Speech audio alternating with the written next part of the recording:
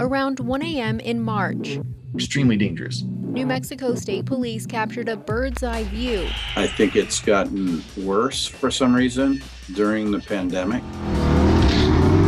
of one of Albuquerque's biggest problems. It's huge, and every year it seems to be increasing in size. Lieutenant Nick Wheeler with the Albuquerque Police Department's Metro Traffic Division says so far this year, there have been 26 fatal crashes in Albuquerque, most related to speeding. A lot of these areas that they're racing are dark. They're not well lit at all. This joint operation with APD and state police captured cars racing on northeast Albuquerque streets, hitting speeds over 100 miles an hour. I mean, there's not going to be anything left if they crash. There's a very small likelihood of them surviving or whoever they hit surviving. No one was hurt this time. Whose car is the Mustang?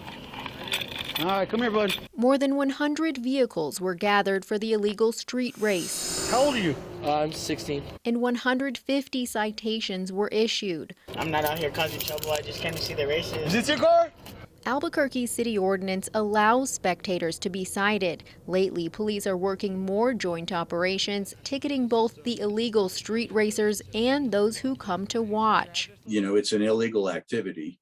So the idea of making it illegal for spectators as well as for the immediate participants seems to make sense to me. And we have discussed, strengthening the laws at the state level. District 2 City Councilor Isaac Benton says street racing is one of the top complaints he hears about, even more so during the pandemic when fewer cars were on the road and more people were out of work. I think there's an increased use of social media to organize these events.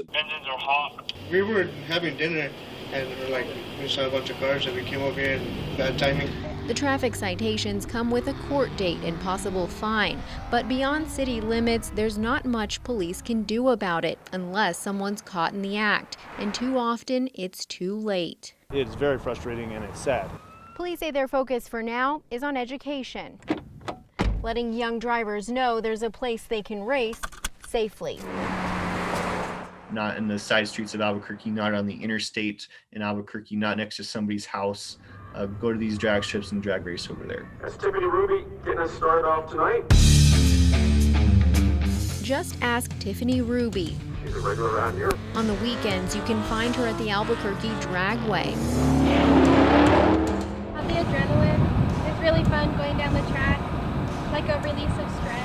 The Dragway was closed for more than a year during the pandemic and only recently reopened. We are currently working on a program with APD where they can have some free passes, and they, as they find people street racing and they go to educate them, get the kids off the streets and give them a safe place. It's no secret people who love souping up their cars enjoy pushing them to the limit. Regulars here like Ruby prefer racing in a controlled environment with EMS crews on hand, but she does have friends who street race. Well, they're always trying to get us to go out there, but none of my family races on the street. We all bring it here, and everybody knows that. Everybody calls us the track people. We're always out here. Workers here say they know there's some crossover, people who race at the drag strip and on the streets. So is more education the answer? Should drivers face stricter penalties? That depends on who you ask. Does New Mexico need to take a stronger approach when it comes to racing? Yeah, I think we do need to. It's akin to DWI in that it's such an enhanced possibility of injury and death to others. Lieutenant Wheeler believes young drivers would benefit by hearing from crash victim families, something the courts should require, he says. I'm more than positive that a lot of them would come out and want to talk to these people that are involved in the racing community. State Police Sergeant Stephen Carroll is the one who came up with the idea for this big operation. I would love to see the state statute for racing on a highway pretty much mimic the city ordinance in terms of what the definitions of racing is, spectating, and all of that. He says he understands the social aspect of street racing. Oh, you're gonna be grounded. And hopes these interactions, Guys, unfortunately, we're gonna keep doing this. We keep cracking down. Just giving you a heads up, okay? Gotcha. make drivers think twice. Hopefully we don't see you guys again. Gabrielle Burkhart, KRQE Investigates.